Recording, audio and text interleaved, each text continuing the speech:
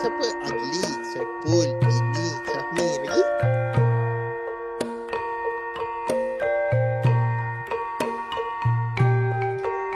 Kausar ni macam mana? Dia bukan AJK untuk hari ni.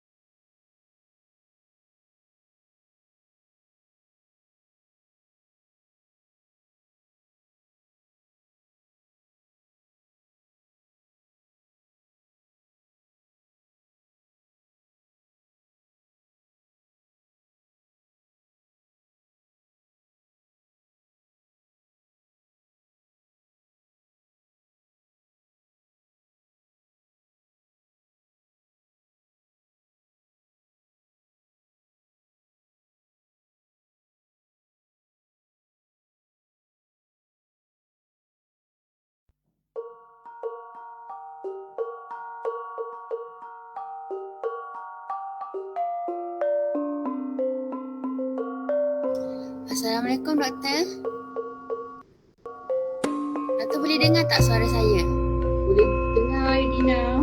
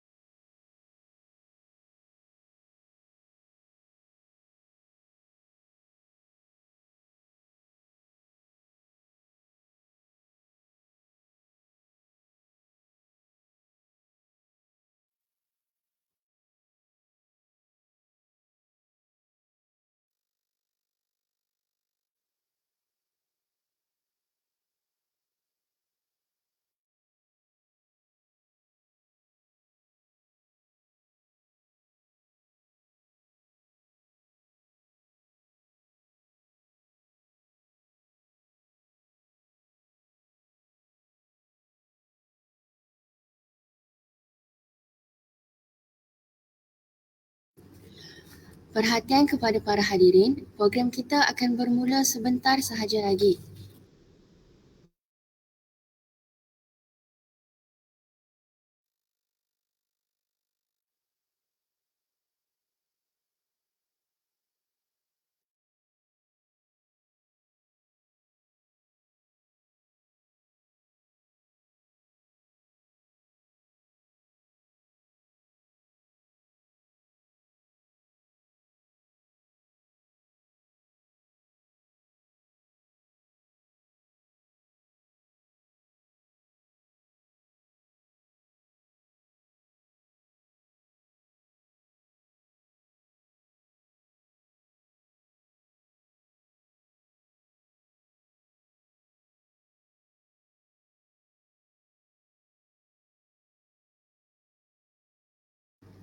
Doktor, kita dah boleh mula ke?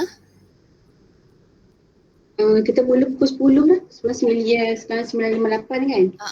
Okey. Pukul 10 lah bagi masuk.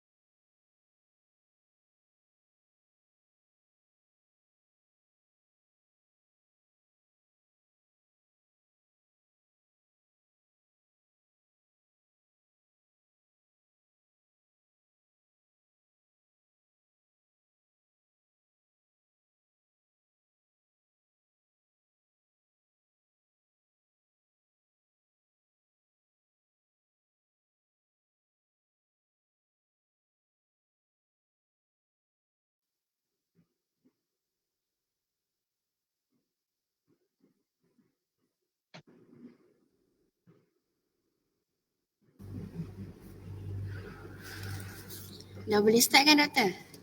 Okey. Bismillahirrahmanirrahim. Assalamualaikum warahmatullahi wabarakatuh dan salam sejahtera.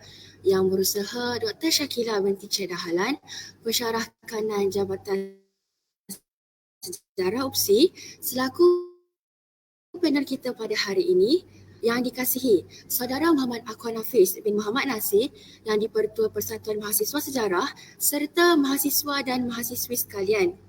Pihak kami merakamkan setinggi-tinggi ucapan terima kasih di atas kesudian tetamu kehormat dan penceramah untuk hadir ke program hari ini. Bagi menambah keberkatan majlis ini, saya menjemput Umi Wazini untuk memimpin bacaan doa. Dipersilakan. Al-Fatihah. Bismillahirrahmanirrahim. Maliki yaumiddin. Iyyaka na'budu wa iyyaka nasta'in. اهدنا الصراط المستقيم صراط الذين أنعمت عليهم غير المغضوب عليهم ولا الضالين آمين. بسم الله الرحمن الرحيم. الحمد لله رب العالمين والصلاة والسلام على أشرف الأنبياء والمرسلين وعلى آله وصحبه أجمعين. Ya Allah, ya Tuhan kami ingin merafakkan kesyukuran kepadamu atas pertemuan kami pada hari ini. Jadikanlah kami hamba-hambamu ini sentiasa bersyukur terhadap rezeki dan kurniaan-Mu. Jadikanlah kami dari kalangan hamba-hambamu yang bersyukur. Sesungguhnya Engkaulah Tuhan yang Maha Memberi. Ya Allah, ya Rahman, ya Rahim.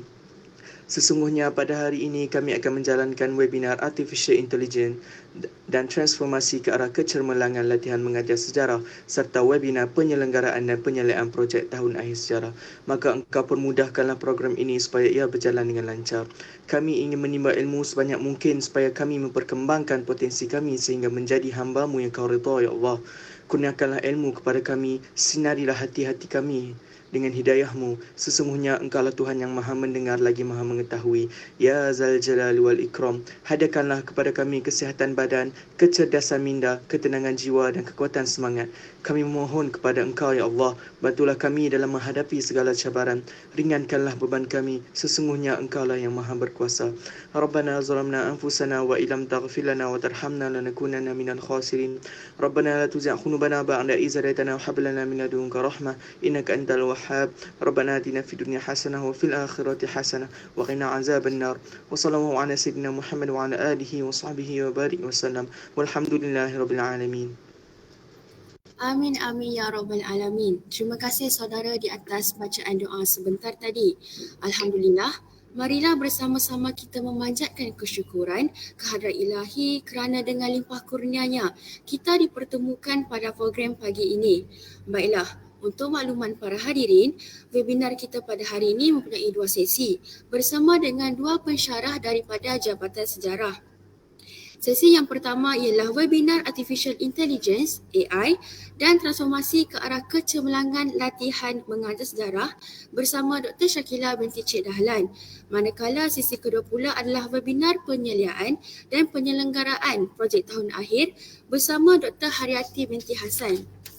Tajuk webinar kita untuk sesi pertama pagi ini adalah Artificial Intelligence (AI) dan transformasi ke arah kecemerlangan latihan mengajar sejarah. Untuk makluman para hadirin, Artificial Intelligence merupakan satu set program komputer dan teknologi yang meniru fungsi kecerdasan otak manusia. Persoalannya, bagaimanakah Artificial Intelligence ini dapat membantu mentransformasikan kecemerlangan dalam latihan mengajar sejarah? Oleh itu, tanpa melengahkan masa, kita akan memulakan program mengenai topik ini yang akan dibahas oleh panel kita yang pertama, iaitu Dr. Shakila binti Cik Dahlan. Assalamualaikum warahmatullahi wabarakatuh. Dengar ke suara saya dengan jelas di sana? Dengar. Ni semua online kat sana kan? Okey, saya harapkan, thank you Ariel bagi respon.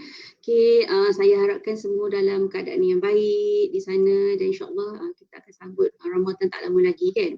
So, tanpa melengahkan masa, hari ini topik yang kita ambil adalah berkaitan dengan AI, memandangkan ini adalah macam satu transformasi teknologi yang kita perlu adapt. Maksudnya nak tak nak, kamu sebagai guru yang akan menghadapi alam pekerjaan yang menggunakan AI ini adalah salah satu daripada medium untuk sebagai pedagogi pengajaran. Jadi kalau mungkin sebelum mengangkat dengan saya ataupun pensyarah lain, mungkin kamu kurang didedahkan dengan AI. Jadi sebelum kamu langkah ke dalam pekerjaan dan mungkin kalau kamu dah lepas alam pekerjaan, mungkin benda ini akan digunakan untuk kamu dalam pengajaran dan pembelajaran. Okey, jadi saya rasa tak perlu lagi saya nak cerita apa kelebihan AI sebab dalam webinar-webinar sebelum ini kalau kamu rujuk daripada saya pernah buat CPR dengan CPRI mengenai bagaimana nak mengawal penggunaan AI, apa yang preparation sebagai guru untuk menggunakan AI. Saya rasa kamu boleh rujuk dalam webinar-webinar sebelum ini. Tapi hari ini nak fokus kepada penggunaan dan bagaimana kamu nak aplikasikan hands on. Mungkin kita akan ambil beberapa contoh aplikasi yang kamu mungkin dah pernah guna sebelum ni tapi kamu tak sedar ada sudah dikemas kini update AI dalam teknologi tersebut. Okey, jadi apabila saya melihat kepada penerokaan AI itu sendiri, saya telah melihat beberapa perkara, antaranya adalah dia adalah pembelajaran secara personality. Maksudnya dia create your own style teacher. Okay, mungkin Irina dia ada approach yang sendiri. So mungkin Sharina dia ada approach sendiri, sebab kamu kena ingat kamu sebagai guru ada juga multiple intelligence yang berbeza. Kita panggil multiple intelligence. Okay. Kita panggil sebagai guru, kamu kena lihat apa kita panggil kepelbagaian pembelajaran. Maksud dia sebagai guru juga kamu ada your own approach, kan? Ada guru yang suka natural, ada guru yang suka membaca teks, ada guru yang suka create teknologi, ada guru yang suka macam bermain dengan media dan sebagainya. Jadi kamu kena lihat sebagai guru apakah kepelbagaian approach yang kamu sendiri yang kamu ada, sebab itu akan membawa kepada pembinaan kita kata jalan cerita yang kamu akan bawa dalam kelas kamu. Seni, mengajar itu adalah pedagogi, itu adalah seni. Tak ada betul, tak ada salah, but yang penting adalah objektif itu sampai. Jadi saya melihat AI itu dia ada boleh membentuk personality pembelajaran, dan salah satunya adalah kita pakai Dreamboard Learning. Okay, Dreamboard Learning ni kamu boleh explore Dreamboard Learning ini, nanti mungkin kita akan aplikasikan beberapa yang kita akan jelaskan dalam ni.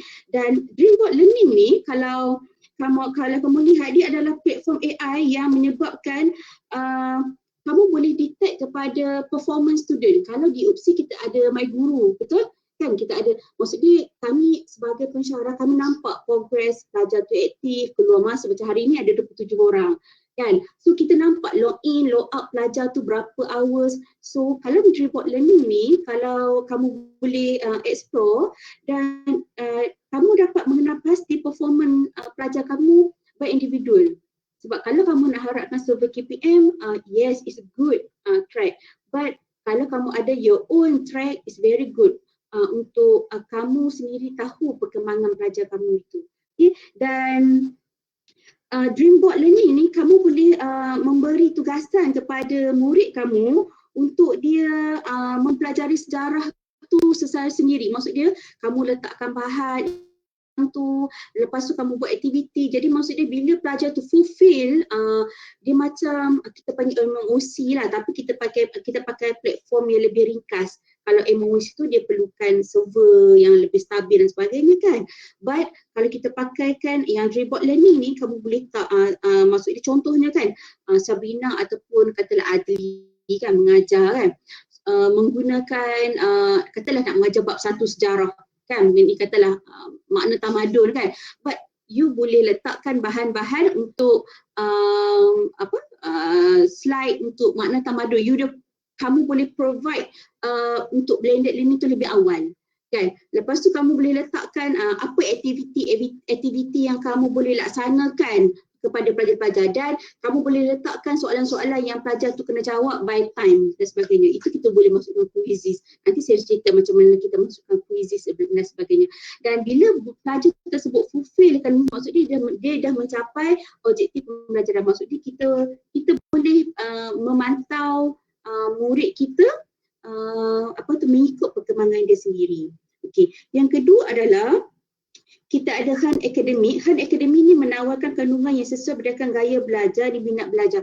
Maksud dia sebagai guru kita ada macam saya kata ada kepelbagaian pembelajaran kita sendiri kan. But sebelum kamu menjalani latihan mengajar, jangan pergi masuk-masuk tu kamu terus assume general, student zero knowledge. No. Buatlah penilaian awal kan, buatlah penilaian awal untuk tahu kelas A bagaimana pelajar karakter dia. Okey, kelas B karakter pelajar dia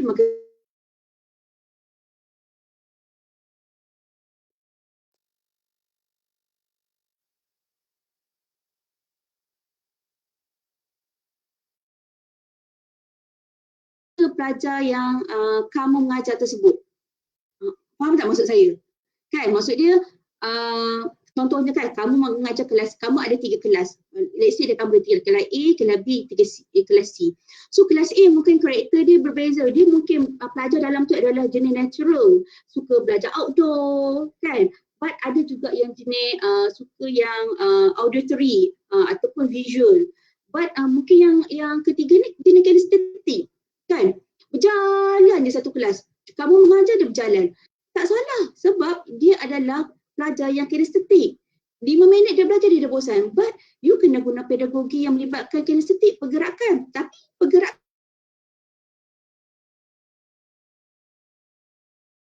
dia kena dapatkan maklumat daripada meja A ke meja B. Dia suka kinestetik. Sebab tu saya kata bila mengajar tu sebagai guru pun tahu apa kamu punya kepala yang belajar. Saya rasa sangat penting multiple intelligence, kecergasan pelbagai untuk pembelajaran ni. Sebab dia adalah main, sebab saya hadapi pelajar-pelajar 30 orang pelajar, 30 perangai. Awak nak hadapi 120 orang perangai. So you kena ada buat study sikit bagaimana pelajar yang kamu hadapi dalam kelas tersebut. Dan kalau menggunakan Akademi Hal ni, okey, dia bukan itu sahaja. Kamu boleh mempelbagaikan aktiviti-aktiviti kamu menggunakan platform ini. Maksudnya mungkin aktiviti A contohnya audio. Mungkin pelajar, maksudnya dalam satu assessment kita provide banyak assessment yang melibatkan kinestetik, assessment auditory, visual kan. So kita boleh natural, kita boleh pelbagaikan masa kita buat assessment untuk pelajar tersebut. Okay, itu adalah AI, kelebihan AI apabila kita menggunakan AI, kita guna platform untuk kita mendedahkan pelajar-pelajar kita tu mengikut multiple intelligence pelajar-pelajar kita, dan guru pun sebenarnya dia ada multiple intelligence sendiri. Okay. Yang ketiga adalah bila kita menggunakan AI, kamu boleh menggunakan Nori, okay, ni apps Nori ataupun Quizzes AI. Okay, nanti kita akan lihat salah satu aplikasi tersebut. Quizzes AI ataupun Nori ni adalah satu aplikasi AI yang boleh menilai secara interaktif bahan sejarah yang kita mengajar. Contohnya kan, katalah kamu menggunakan topik penjajahan Jepun di Tanah Melayu, for example kan, faktor-faktor penjajahan Jepun di Tanah Melayu. Contohnya salah satu faktornya adalah semangat Asia to Asia kan, for example kan, contohnya kamu mengajar topik tersebut. Dan kamu boleh bentukkan AI quizzes ataupun soalan-soalan di dalam penilaian. Ingat, bukan kamu sekarang ni kalau AI sangat senang, kamu just masukkan bahan yang kamu ajar dan dia akan create berapa soalan yang kamu nak. Kamu nak 5 soalan, kamu nak 6 soalan. Boleh. Okay. Saya bagi, tak apa dah, nanti lepas share ni saya akan share untuk platform Okay, untuk platform tersebut.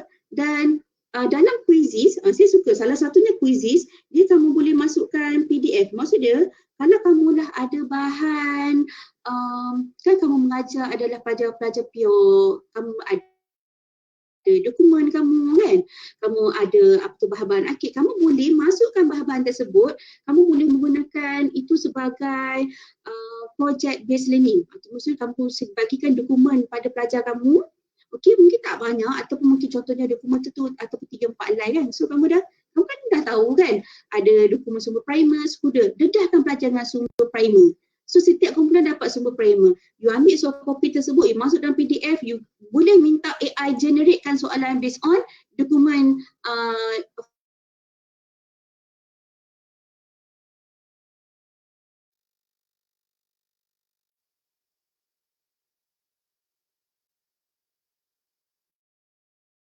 kamu akan tanya soalan kat dalam tu. Contohnya, for example, katalah primer sekunder mengenai syarat-syarat kaki tangan awam menjadi guru kan, zaman pendudukan Jepun, for example kan. So kamu dapat syarat-syaratnya adalah selalu setiap pagi kan, ada catatan rasmi daripada sekolah tersebut, setiap pagi guru-guru tu akan duduk di luar bersama dengan pelajar untuk menyanyikan lagu Jepun kan, so Mahajara Jepun kan. So dalam masa sumber primer tu, you can create soalan based on PDF sumber primer tersebut. Kamu kena PDF, masukkan, AI akan generate soalan.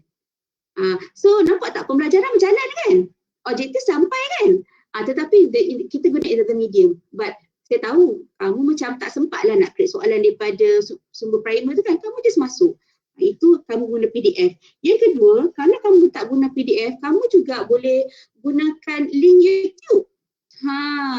Okay, kamu boleh makan YouTube. Maksud dia, kamu nampak kan sekarang ni kan Jabatan Museum dah keluarkan video-video, lepas tu kita ada Arkib Negara, banyak video digunakan, lepas tu pencara-pencara bukan dah dikongsikan, contoh ni kita ada contoh di perjanjian yang dijalankan tapi ada rakaman video kan. So kamu boleh masukkan link YouTube melalui AI. Dan AI akan generate soalan untuk aktiviti pelajar kita sebagai membuat penilaian kepada pelajar kita, dia faham tak konten daripada video tersebut.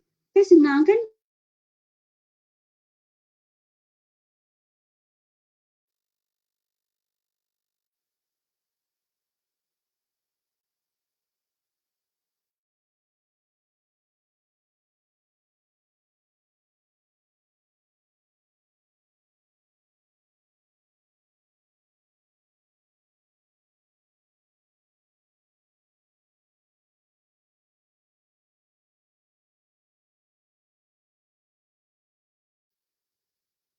Dia kata sendiri ya.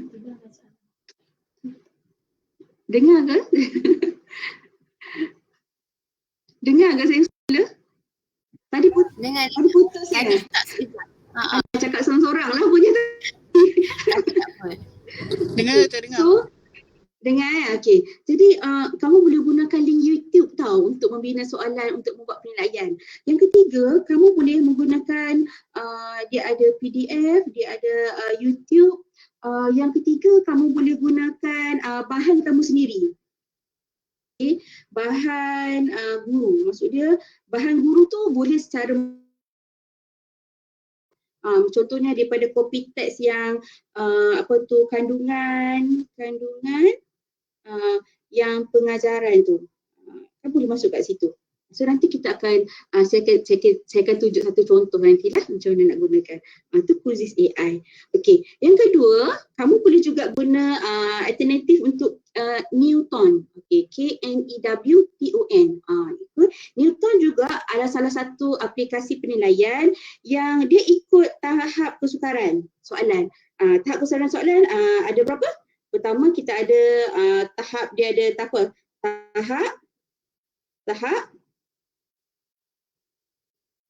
kan, tahap rendah kan. Lepas tu kita ada tahap sederhana, kita ada tahap tinggi kan. Kita refresh balik lah kan. Kan nanti soalan tak ingatlah doktor lah kan.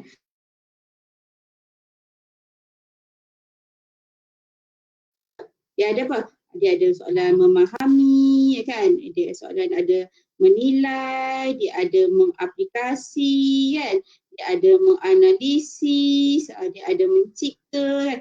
Ikut soalan yang tak sebenarnya belum tu. Maksud dia bila kamu guna Newton tu, dia akan lihat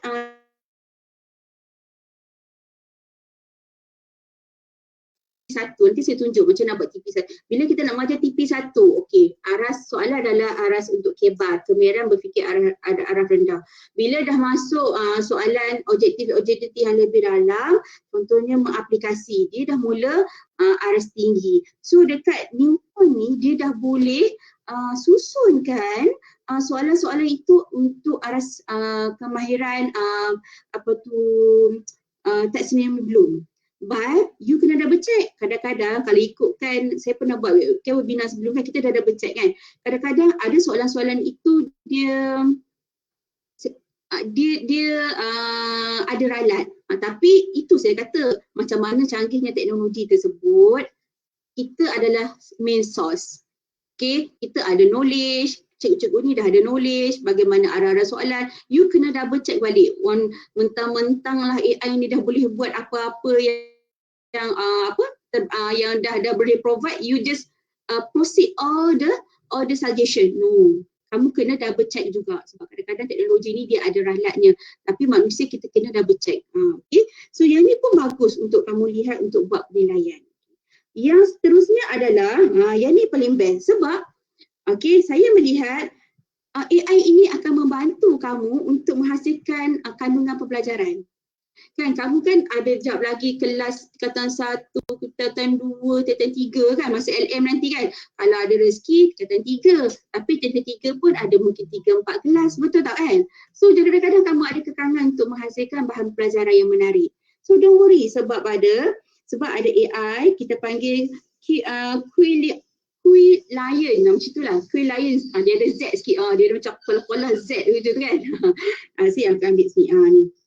So yang ni adalah dia mampu untuk membina teks-teks sejarah, menjadikan konsep-konsep belajar. Maksud dia boleh kan, kita kan sejarah kan konten dia banyak kan, dengan fakta-faktanya, dengan dia ada isinya kan, isi main kita kena jelaskan, lepas tu kena ada explanation, lepas kita buat explanation kena bagi contoh-contoh kan, masa kita mengajar kan, and then kita concludekan balik sebenarnya apa isi tersebut kan.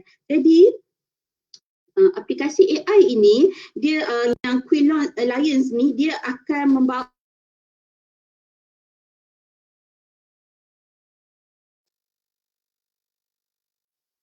lebih faham dan dia clear apa yang nak belajar. Kadang-kadang awak kena ambil perhatian bila kita mengajar, kita kena jelaskan objektif pembelajaran. Kita kena jelaskan objektif pembelajaran sebab barulah pelajar kita tahu hari tu dia nak belajar apa. Macam hari ini kan, macam Edwina cakap, hari ini kita akan mendengar webinar daripada Dr. Shakila berkaitan dengan transformasi AI sebagai transformasi pembelajaran dan dalam latihan mengajar. Itu objektif kita nak capai hari tu. So, bila kamu menjalani latihan mengajar ataupun jadi guru yang sebenar nanti,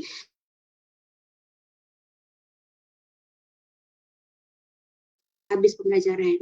Sebab bila kita sebab sejarah itu konten dia terlalu luas, takut nanti pelajar terawang-awang macam apalah cikgu ni mengajar je, apalah cikgu ni mengajar tak faham. So kita tak nak benda tu terjadi, jadi kita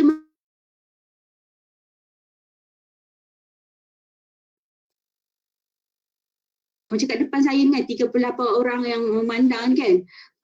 Saya tak faham, saya tak tahu sama Levina dapat faham ke, ataupun Eliana ke, ataupun Sabrina ke, Edina ke, Amira ke, saya tak tahu sebab saya tak boleh buat penilaian macam tu. Okay, jadi yang kedua adalah yang boleh menggunakan untuk menghasilkan konten kamu adalah script sense. Script sense ni adalah boleh kamu guna untuk sebagai bahan ajar. Maksudnya bahan bantu untuk mengajar lah.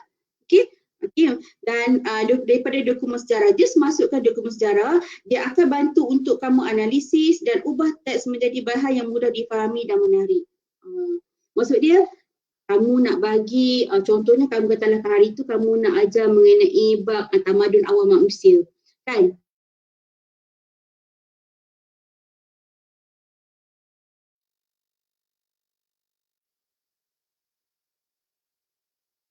Bahan yang kamu masukkan dalam script sense ni, dia akan analisis contohnya penggunaan bahan batu. Contohnya paleolitik, bahan batunya lebih kasar kan. Lepas tu bahan masuk mesolitik boleh digunakan, dia ada bentuk. Kalau neolitik tu bahan dia lebih sharp kan. Dan teknologi batu itu dia boleh analisis membawa kepada perkembangan yang contohnya kita dah ada campur, betul tak? Kan? Ingat tak kita tumbuk sama belacan pakai batu kan? Maksud dia nampak tak sharp tu dia lebih bentuk. Maksud dia apa yang ada sekarang ni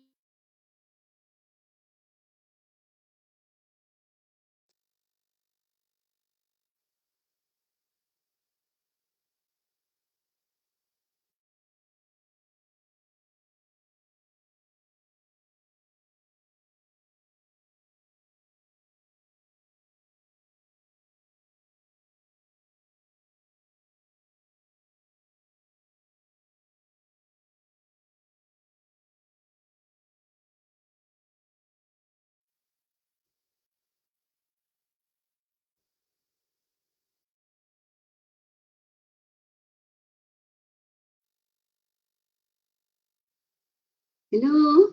Dapat dengar tak?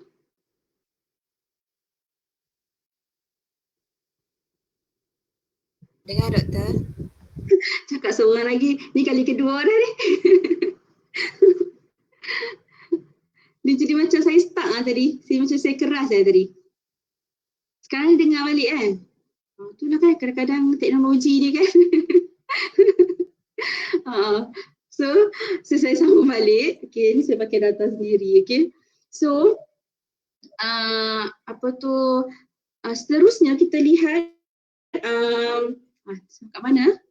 Ni sekarang tersekat-sekat tak suara saya? Okey kan? Okey. Okey doktor. Okey, jadi kita teruskan sebelum dia disconnect kali ketiga. Kalau disconnect kali ketiga tak boleh masuk dah rasanya. Okey, so yang ketiga adalah kamu boleh ambil script sense ni adalah macam saya katakan tadi, kita boleh ambil dokumen-dokumen kita dan dia akan menghasilkan kepada bahan ataupun kita panggil katalah bahan ataupun PowerPoint yang lebih menarik. Okay.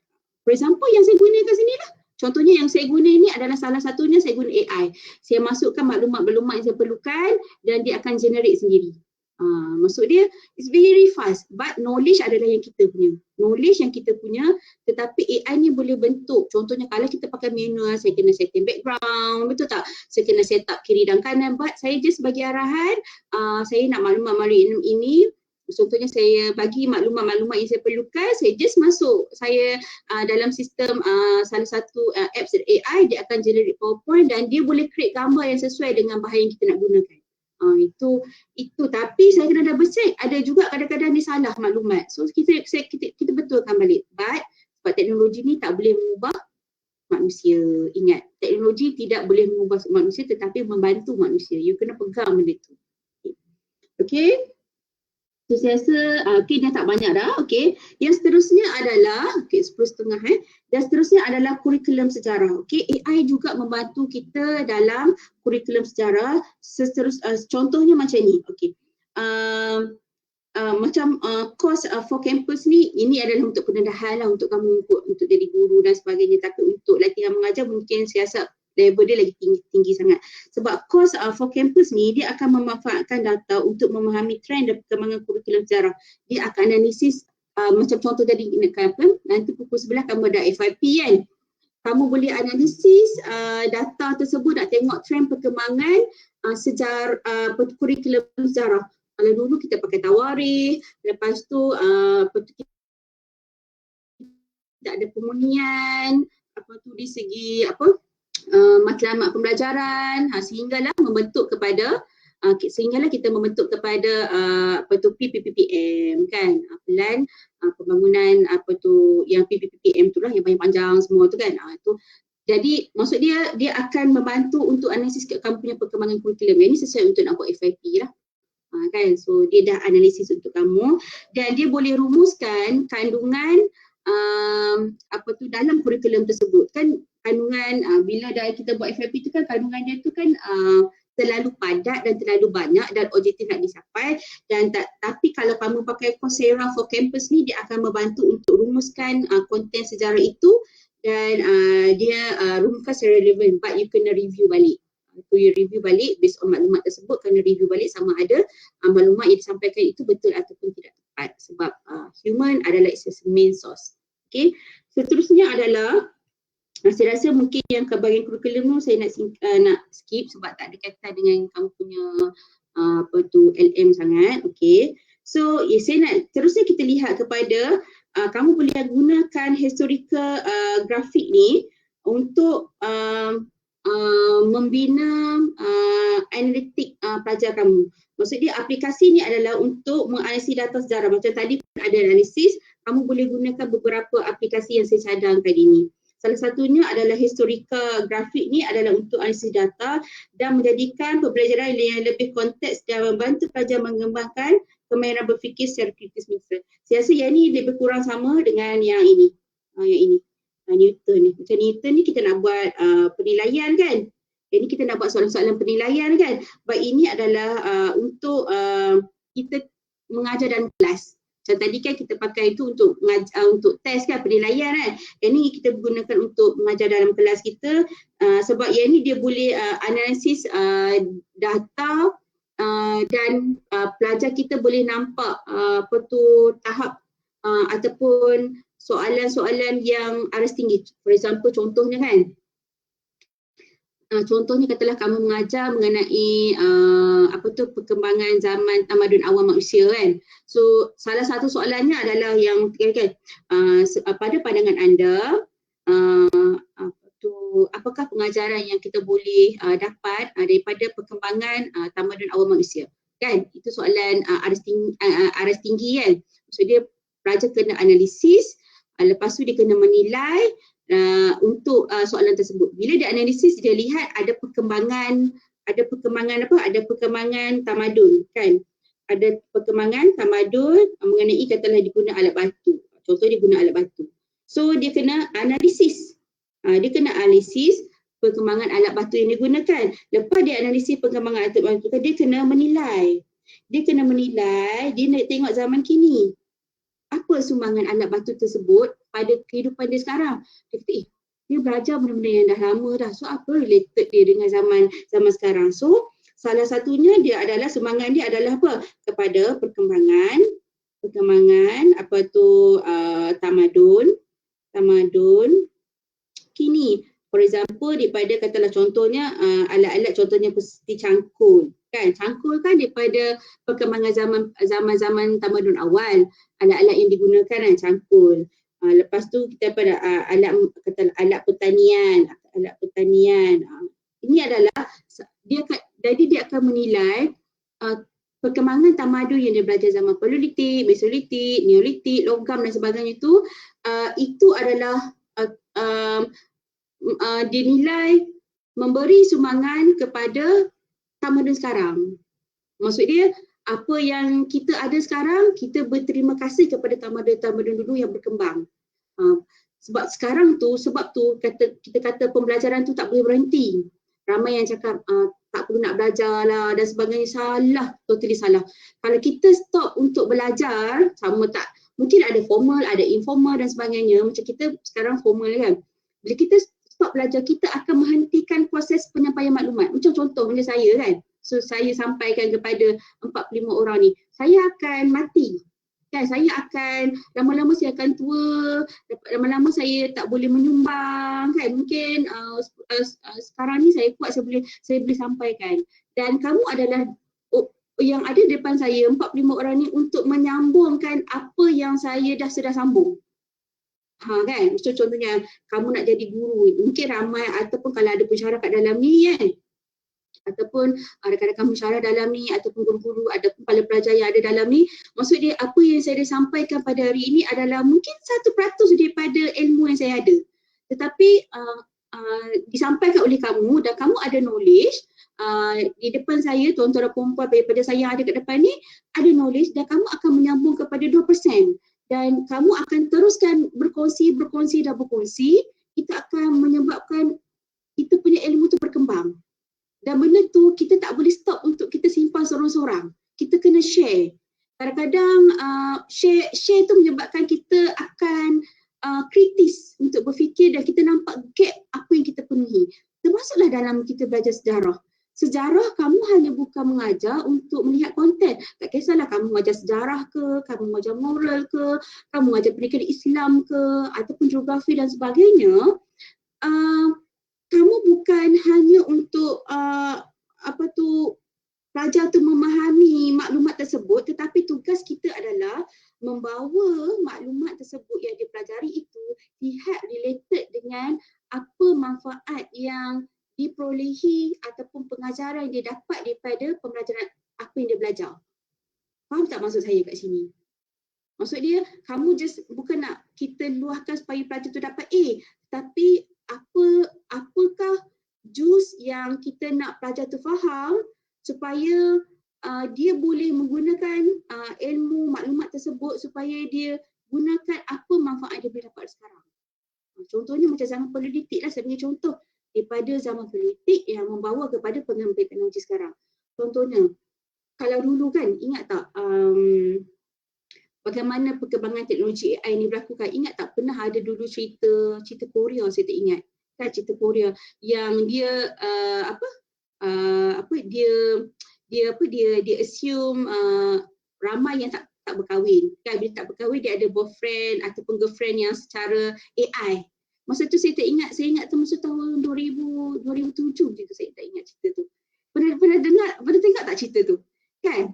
Kita rasa nonsense lah nak ada orang boyfriend girlfriend yang macam AI, dia boleh ada macam tolong masakkan kat rumah, tolong kemas kat rumah. But sekarang ni kita boleh percaya tak AI tu dah ada kan? Sekarang ni macam tak ada kawan pun tak apa kadang-kadang. Macam dia ada kawan AI, untuk kawan AI dia tu speaking in English dengan dia everyday kan? Kita tak pernah terfikir kan masa zaman tu dia nak boleh buat. Mula lepas tu sekarang ni rupanya kita dah hadapi AI tu lebih cepat bila kita COVID kan. Maksudnya kita dah fully online kan. Lepas tu ramai dan statistik menunjukkan bahawa sekarang ni ramai generasi muda tak nak kahwin. Bahaya. Ada doktor. Ya, girlfriend AI Aisyah, betul. Masa tu boyfriend AI pun ada. Dia beli boyfriend AI tu daripada satu company server. Lepas tu handsome, dia custom made. Dia nak boyfriend ni ada putih kan. Lepas tu rambut macam mana kan. Semua dia nak yang diidamkan. Karakter diidamkan. Lepas tu dia beli sampai kat rumah dia. Lepas tu boyfriend dia tu ikut mana pun ada kan. Buat bento semua kan. Ingat nak cerita kan. Kan. Tapi sekarang ni jangan ni sekarang ni mungkin akan masuk 10 tahun dah masuk kan.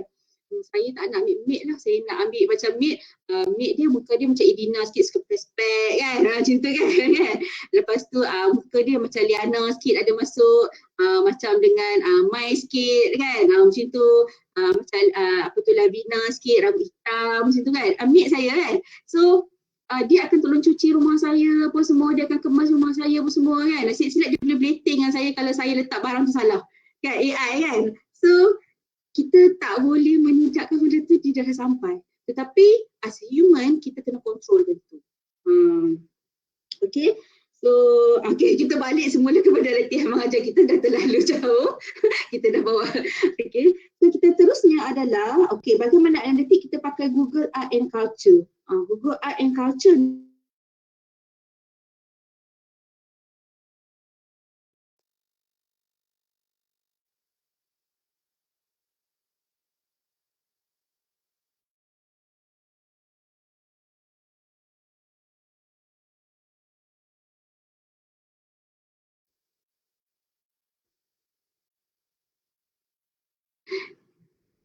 Hello, dengar tak?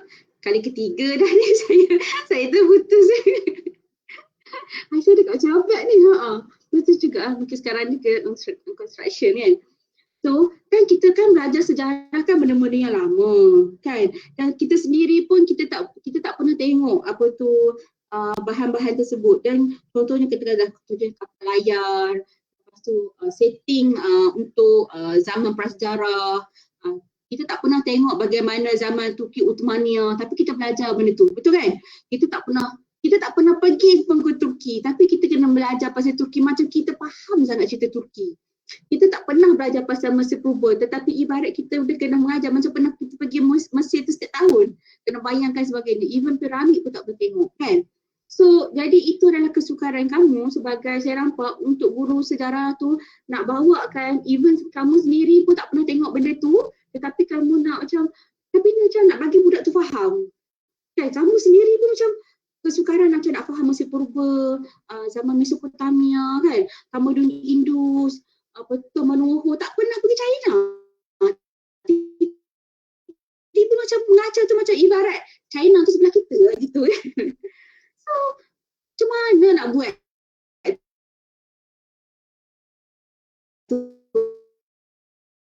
Lepas tu 5. Mungkin 5 tu dia dah matang. Tapi 1. Macam mana kamu nak buat benda tu? Dan kamu boleh gunakan AI, Google Art and Culture ni. Dia akan bawa kamu exactly tempat tu. Dia akan bawa kamu, contohnya kamu nak ke contohnya kamu nak ke Mesir Purba kan, dia akan bawa kamu, dia akan view kan, kamu akan tengok this is a real tamadun Mesir yang ada sekarang, tak perlu nak pergi tiket dan sebagainya. Okay. Dan contohnya paling terdekat museum, museum kan dia dah bawa kan bahan-bahan primer ke dalam museum kan, mungkin ada yang dia telah kita panggil apa, dia clone kan like original kan. Kita boleh masuk museum seperti mana kita dah masuk bayar museum tu tapi kita secara percuma. Kamu boleh gunakan Google Art and Culture. Yang ni saya selalu juga gunakan apabila macam contoh nak melibatkan bahan-bahan museum yang kita tak nak masuk. Okey. Okey, yang last sekali adalah yang ni Edmodo. Edmodo ni adalah platform. Dia macam platform guru lah sebenarnya Edmodo ni, dan dia adalah kemudahan website yang guru-guru boleh memberikan latihan kepada pelajar-pelajar. Dia macam satu platform yang kamu boleh masukkan bahan, kamu bolehkan masuk bahan aktiviti, bahan pengajaran kat dalam tu. Kamu boleh masukkan gambar-gambar kat dalam tu. Kamu boleh masukkan soalan-soalan. Ini exactly macam kita dalam sistem MyGuru lah. Kan, dalam MyGuru kan kita ada platform untuk forum dan sebagainya kan. So yang ni kalau Edmodo ni saya survey masih lagi free. Dia tak ada charge apa-apa. Jadi kamu just macam boleh masukkan bahan-bahan dalam tu. Jadi kalau ada penilaian kamu senang. Kalau macam contohnya bahan-bahan kamu tu hilang, kamu dah ada backup untuk bahan-bahan yang kamu gunakan untuk pengajaran. Edmodo. Yang ketiga, Google Classroom. Walaupun Google Classroom kamu selalu guna, tapi Google Classroom sekarang tak macam dulu. Google Classroom sekarang ni dia dah ada elemen AI dalam Google Classroom. Dia dah advance dah. Okay. Dan Google Classroom ni masih lagi mengekalkan interaksi kamu dengan pelajar kamu masa LM nanti, ataupun kamu bila dah mengajar nanti kan. So dia ada kelas maya, macam kita ada kelas lah, dia ada nama kamu dan sebagainya, dan kamu akan menyebabkan kamu boleh buat communication dengan pelajar kamu masa pembelajaran dalam Google Classroom. So Google Classroom saya rasa mungkin lagi selesa kot daripada Edmodo ni, sebab Edmodo ni saya tengok pun macam nak kena study jugalah, tetapi boleh digunakan. Tapi saya rasa kalau Google Classroom ni dia lebih bagi for me lebih stabil. Dia punya penggunaan untuk pengajaran dan lebih praktikal. Sebab dia ada sekarang ni dia ada elemen AI dalam Google Classroom. So sayanglah kalau kamu tak guna untuk pengajaran kamu menggunakan AI. Sangat mudah, kalau tak kamu kena buat manual. Okey, ni salah satu contoh lah. Okey, ni adalah kamu boleh gunakan, ini adalah menggunakan kalau kamu nak buat two-way communication. Kan, let's say lah contohnya pelajar kamu ni mungkin tak sihat dan sebagainya kan, kamu akan hadapi murid yang pelbagai, tetapi kamu boleh buat pembelajaran dia secara maya melalui Google Classroom. Seterusnya kita pakai penggunaan teknologi interaktif. Okey, penggunaan teknologi interaktif ini yang kita sekarang ni tengah bangunkan untuk VR dan IR. Kalau VR ni yang ada adalah mengenai, kamu ingat tak baru-baru ni ada bangunan e-mall yang kita akan duduk dekat kursi AI tu kan. So kita akan pakai dia punya VR dia, dan kita akan lihat macam sirah Nabi kan. Lepas bila orang ramai, dia sampai feel lah, dia rasa benda tu. So yang ni kita tengah kembangkan, yang ni dalam proses pengembangan, dan kamu boleh gunakan Google Expedition ni untuk masukkan menggunakan VR, untuk guna VR. Tapi kalau kamu ada bajet lebih, terpaksa kena dapatkan yang kita punya VR punya kita panggil apa itu? VR punya kita punya apa tu? Kita punya apa tu? Yang pakai tu kan? Aduh, tak ingat pula. Dia blank, tak ingat. Kita nak pakai, tapi kamu faham kan? Kita panggil apa tu? Alat yang kita pakai untuk lihat VR tu kan? Okey. So kamu boleh lihat menggunakan Google Expedition, dan AR dengan VR ni akan mewujudkan pembelajaran sejarah yang lebih real. Contohnya zaman Mesir Purba, kamu akan nampak kiri dan kamu macam ibarat zaman Mesir Purba kat dalam tu. So yang ketiga adalah kelas VR. Kelas VR ni adalah kelas yang menggunakan teknologi visual reality yang dipandukan dengan AI untuk menjadikan pembelajaran lebih cerah, lebih menarik dan hidup. Okay, Kelas VR ni dia platform yang bagi saya barulah, masih lagi baru untuk for me pun still lagi baru untuk saya lah, tapi untuk for your knowledge saya bagikan jugalah.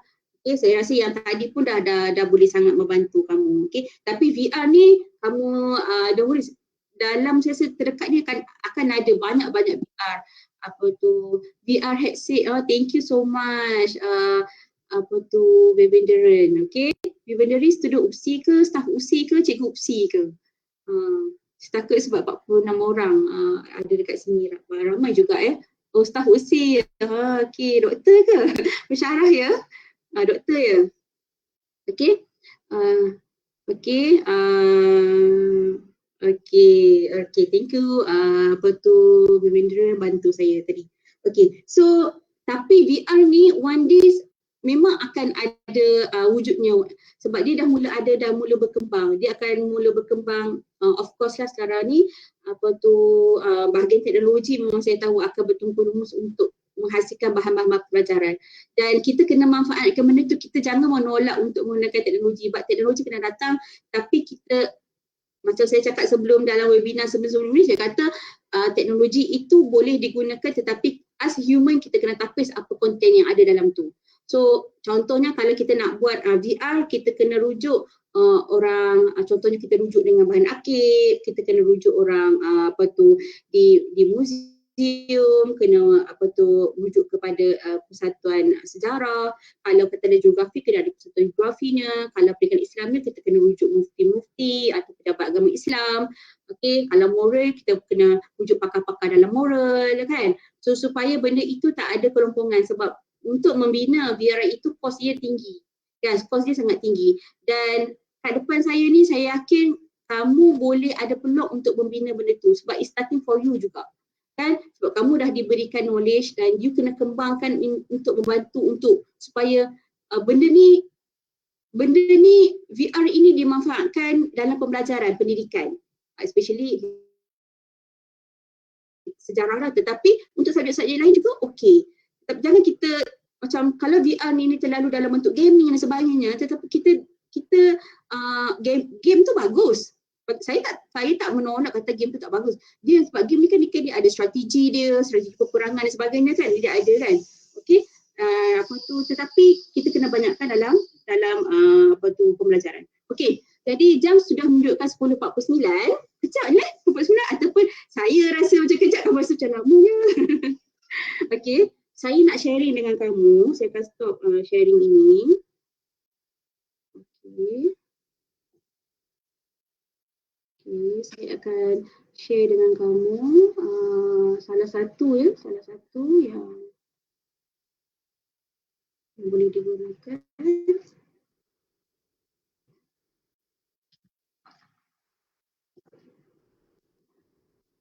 Okay, nampak tak? Ada nampak tak view dia? Okey. Nampak doktor? Okey. Okey, salah satu, kalau nak buat video secara cepat, kamu boleh pakai ini. Kamu boleh pakai yang ini.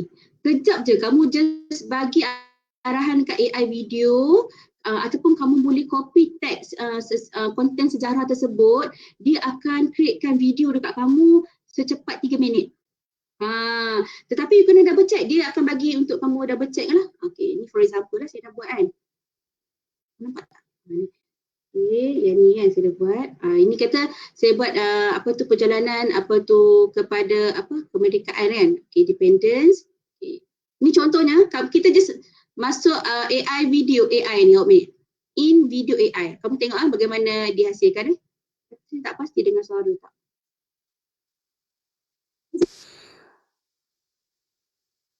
Suara dengar tak? Tak. Tak suara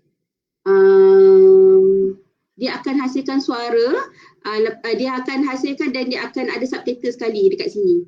So kita just masukkan apa maklumat zaman prasejarah ke, semua dia masukkan dan dia akan design sendiri. AI tu akan create sendiri. Canggihnya.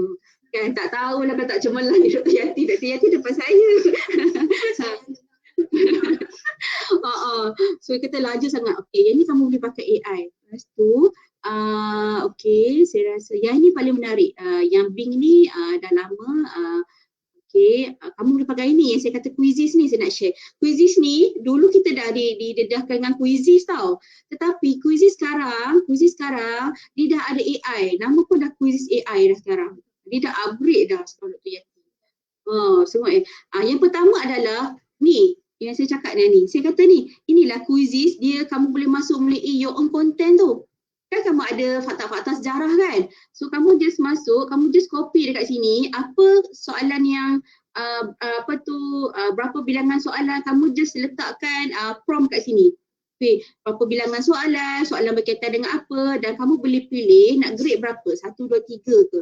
Lepas tu subjek apa? Subjek banyak, nak tengok history ke, kalau mungkin kena mengajar subjek geografi ataupun kena mengajar kat subjek seni ke, boleh pilih subjek-subjek itu kan. So dia ada contoh sejarah. Lepas tu generate secara automatik. Lepas tu kamu generate macam biasa. Dia akan create soalan. Okay. Yang kedua adalah kamu boleh kan nak guna PDF. Yang saya cakap tadi tu, nampak ada PDF kan. Kamu boleh guna PDF yang kamu ada. Kamu just upload je, free je. Dan dia akan create soalan dekat kamu. Nanti dia akan minta kamu double check soalan ni okey tak okey. Berapa markah nak bagi untuk soalan tersebut. Ataupun kamu ada dalam bentuk Word. Just upload dalam bentuk Word. Senang. Ataupun kamu dalam bentuk PowerPoint. Kamu kan mengajar buat PowerPoint pelajar kan. Kamu katalah kamu siap topik tu dah prepare dah buat PowerPoint kan. So kamu just masukkan PowerPoint dan create soalan. So soalan tu akan keluar daripada based on PowerPoint tu. Senangnya hidup kamu. Senang kan Dr. Yati? Tak payah nak apa tu. Tapi kamu kena double check baliklah soalan tu kan. Lepas tu ataupun yang ketiga yang saya cakap tadi, ada web YouTube. YouTube. So sangat mudah. Kamu kena pakai Quizizz AI ni. Ini yang terbaru sebab Quizizz AI ni yang saya boleh explore benda ni sebab hari tu dia kena ambil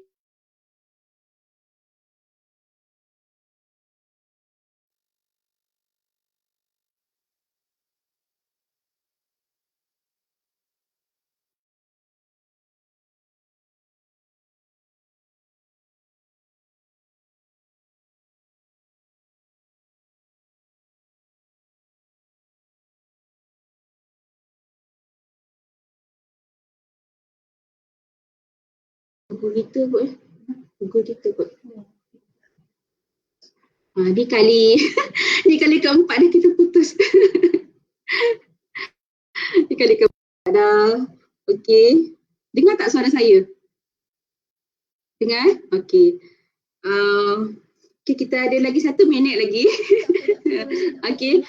Tapak yang ni untuk lesson plan. Okey, untuk lesson plan untuk sejarah this is a normal lesson plan yang kita buat lah. Okey. So apa yang saya tekankan kat sini adalah dekat standard pembelajaran, standard kandungan yang kamu gunakan, kamu rujuk daripada DSKP. DSKP yang ada dalam contohnya dalam Padlet ni kan DSKP dalam KPM. Okey, lepas tu standard pembelajaran dengan hasil pembelajaran. Okey. Yang paling latest adalah kita letakkan isi pelajaran ini. Kamu boleh copy untuk hasil kat AI tu. Yang kamu boleh tuliskan hasil pelajaran kat sini. Okey, untuk bahan bantu mengajar ini kamu boleh letakkan kalau kamu gunakan AI. AI apa? Aplikasi apa kamu gunakan untuk sebagai alat bantu mengajar kamu. Contohnya kamu nak pakai Quizizz AI ke tadi kan untuk penilaian. Tapi kalau untuk penilaian kamu tiklah kat bahagian quiz ni. Kamu hasilkan quiz tadi. Kan? Okey. So dekat langkah 1, langkah 2, langkah 3 ni nanti bila kamu latihan mengajar ni pelajaran latihan mengajar mana perginya? Okey. Okey, kat sini kamu letakkan aktiviti yang kamu gunakan yang pelajar tu didedahkan AI. Bila kamu menggunakan teknologi, kamu boleh tik kat bahagian literasi digital yang kamu dah gunakan ni. Ingatlah literasi digital yang gunakan bukan kamu guna, student yang guna. Kan, kamu buat slide PowerPoint apa semua kan, kamu yang tekan semua kan. Tak Cik. Yang kita nak adalah pelajar tu yang kita gunakan. Pelajar yang guna AI dan teknologi tersebut. Dia kena aplikasi. Contohnya kan, sebagai contoh aktivitinya adalah kamu nak buat hari buat teknik bercerita. Contohnya kan, lepas tu kamu dah ada bahan, kamu boleh pakai ChatGPT. Okay, masukkan kalau kamu pakai yang advance tu, kamu just masuk Word. Tapi kalau nak ambil yang free tu, yang 3.5 tu, copy paste yang bahan pengajaran kamu tu masuk kat dalam ChatGPT untuk hasilkan dialog. Kan? Untuk hasilkan dialog. Lepas tu, pelajar yang dapat dialog tersebut, dia duduk dalam kumpulan. Lepas tu dia buat preparation untuk teknik bercerita nanti kan. So nanti kita bolehkan guna AI dan nanti dia buat presentation, menggunakan teks dialog yang kita gunakan tadi. Jadi related tak? Kenapa tak objektif? Apa objektif? Sebab dia telah menggunakan pentaksiran bercerita. Bahan yang kita bagi dekat pelajar itulah bahan yang kita ajar. Lepas tu bahan tersebut kita pakai ChatGPT untuk hasilkan dialog. Kalau nak suruh budak buat dialog, awak memang sang berjanggut lah. Lambat. Lambat nak suruh dia buat itu. Lambat sangat. Jadi kita just bagi teks dialog tersebut untuk dia bercerita dalam kelas. Dia lagi feel. Ataupun suruh dia hari tu bawa suruh kain plekat ke kain batik ke songkok ke untuk jadi prop. So dialog tu dah ada. So kita boleh kongsikan dialog tu kat dalam Telegram untuk pelajar buat preparation. So dia dah tahu, dia very excited. Takkan banyak sangat mengajar. Maksud dia capai objektif is good. Yang penting capai objektif. Dan ikut dia kita punya mingguan-mingguan pembelajaran. Okay. So saya rasa jam telah menunjukkan 10.58.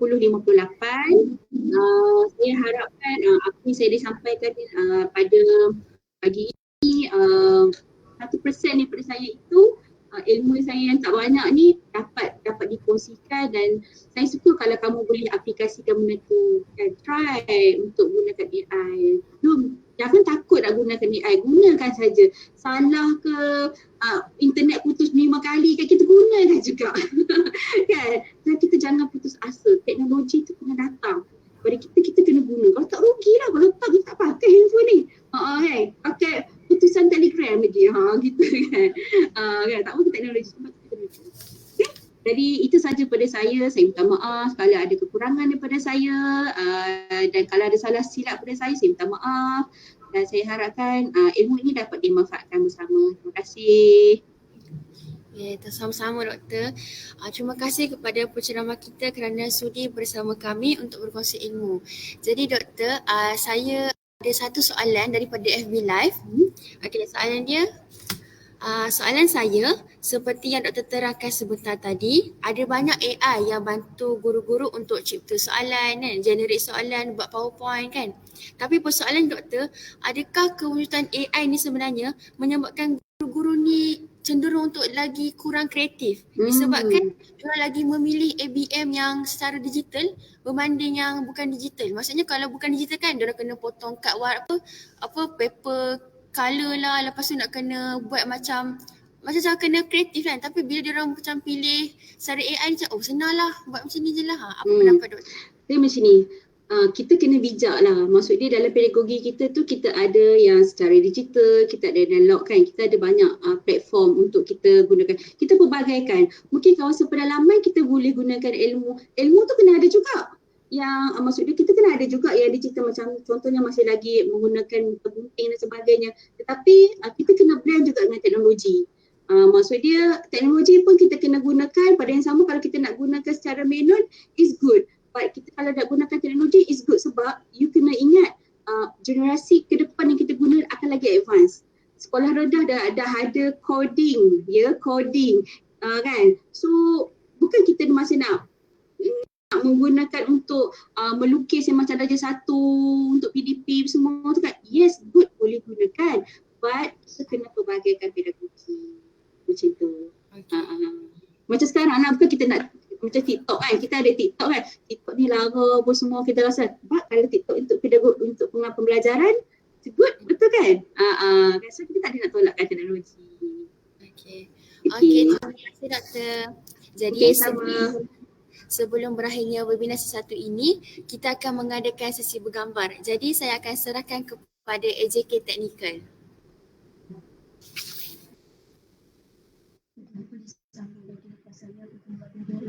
Okay.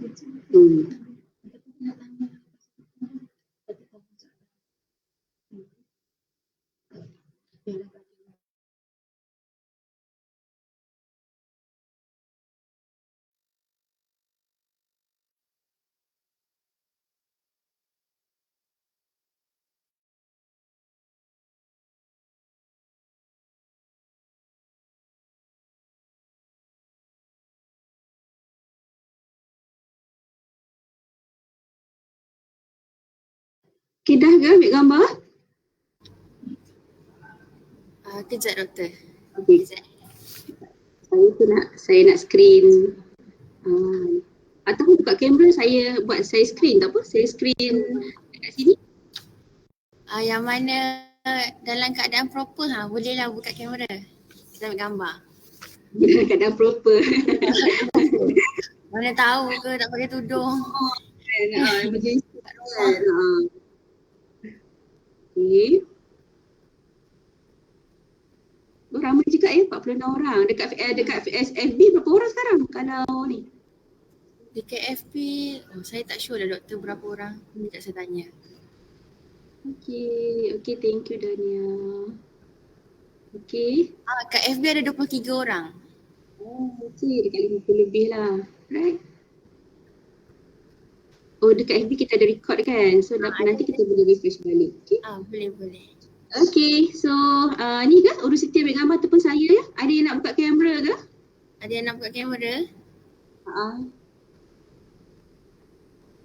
Urus Siti ada nak ni, nak snap sebab saya tak nampak yang semua. Saya nampak 20 orang yang ini saja dekat skrin saya. Tak apalah doktor, kita proceed ambil gambar je lah yang mana ada ni. Saya dah maksimum kan dah 49 orang. Okay.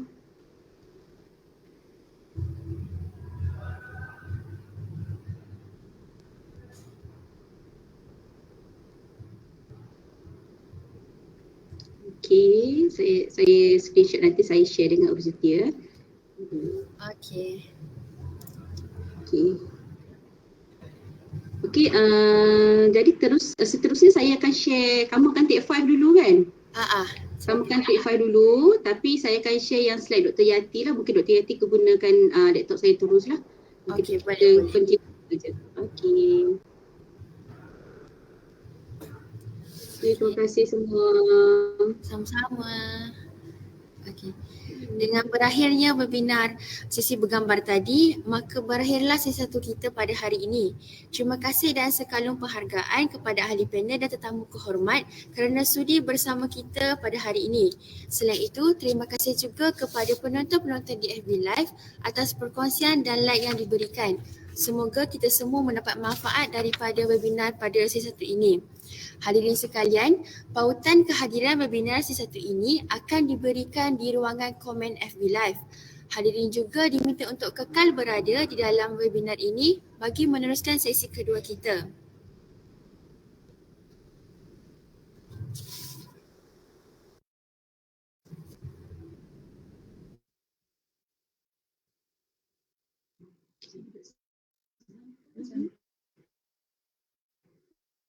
Boleh saya duduk sebelah ni?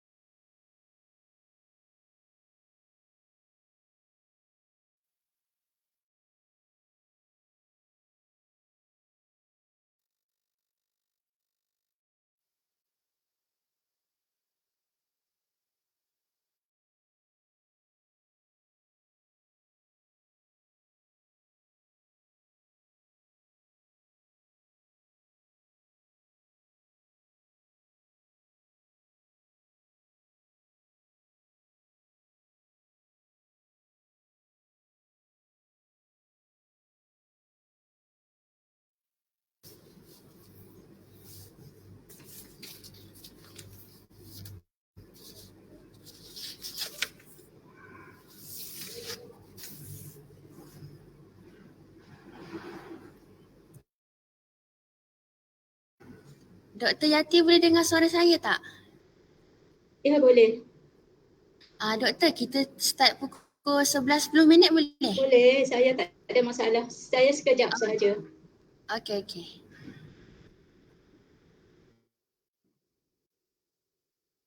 Sebelah 2 minit kan dah 7 minit.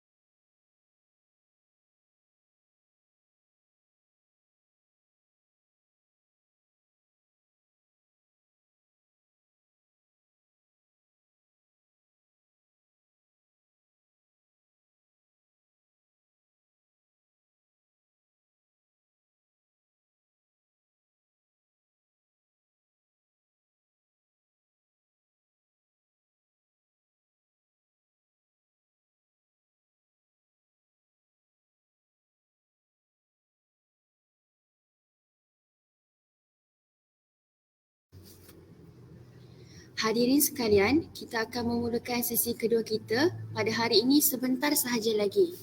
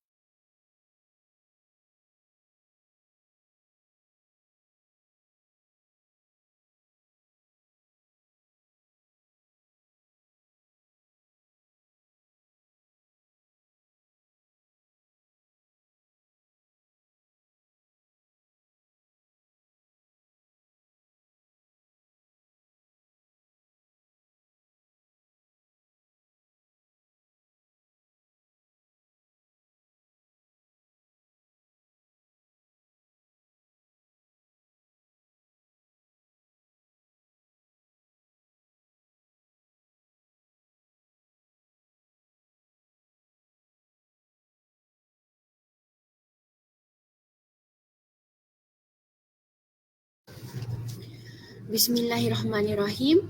Assalamualaikum warahmatullahi wabarakatuh dan salam sejahtera. Yang berusaha Dr. Haryati binti Hassan, pensyarah Jabatan Sejarah UPSI selaku panel sesi kedua kita pada hari ini serta mahasiswa dan mahasiswi sekalian. Baiklah, sebelum saya meneruskan majlis, eloklah sekiranya saya memperkenalkan tajuk webinar sesi kedua kita iaitu webinar penyeliaan dan penyelenggaraan projek tahun akhir sejarah. Untuk makluman para hadirin, webinar penyeliaan dan penyelenggaraan projek tahun akhir ini diadakan bagi membantu memberikan pendedahan awal serta dijadikan sebagai panduan untuk memudahkan pelaksanaan projek tahun akhir kepada para mahasiswa dan mahasiswi. Oleh itu, tanpa melengahkan masa, kita akan memulakan program mengenai topik ini yang akan dibahas oleh panel kita iaitu Dr. Haryati binti Hassan. Dipersilakan Doktor. Okey. Assalamualaikum warahmatullahi wabarakatuh dan selamat pagi.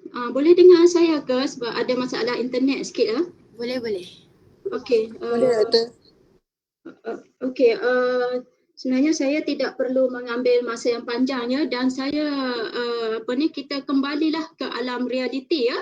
Kalau tadi anda ya saya sendiri pun terkesima ya mendengar sesuatu yang begitu unik ya pada saya. Okey, dan rasanya macam nak ambil tuition pula dengan Dr. Shakila ya. Okey, Walau bagaimanapun saya ingin meneruskan perbincangan yang pada saya walaupun berbentuk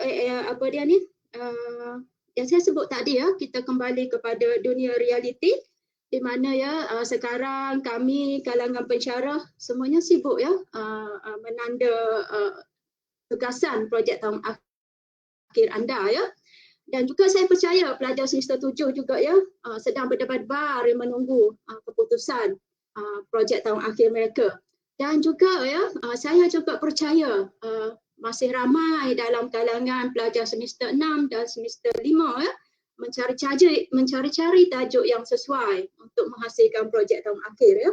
Jadi apa yang penting untuk perbincangan pada hari ini ialah saya tidak ingin membincangkan isi kandungan projek tahun akhir anda, tetapi sekadar memberi input mengenai tajuk-tajuk yang sempat saya senaraikan dan membuat analisis dalam jangka masa yang begitu dalam masa beberapa hari ini dan saya sempat menganalisis tajuk-tajuk di bawah penyeliaan saya 100 buah 100 buah. Sebenarnya masih banyak dan saya percaya 100 buah ini tidaklah mewakili keseluruhan projek tahun akhir yang ada di Jabatan Sejarah barangkali antara 5 hingga 10%, tetapi ini sebagai satu permulaan untuk menganalisis tajuk-tajuk berikutlah. Dan untuk 100 buah ini saya mengambil tempoh masa lebih kurang 10 tahun. Dan kalaulah kita andaikan di Jabatan Sejarah ini ada 16 pensyarah, barangkali kita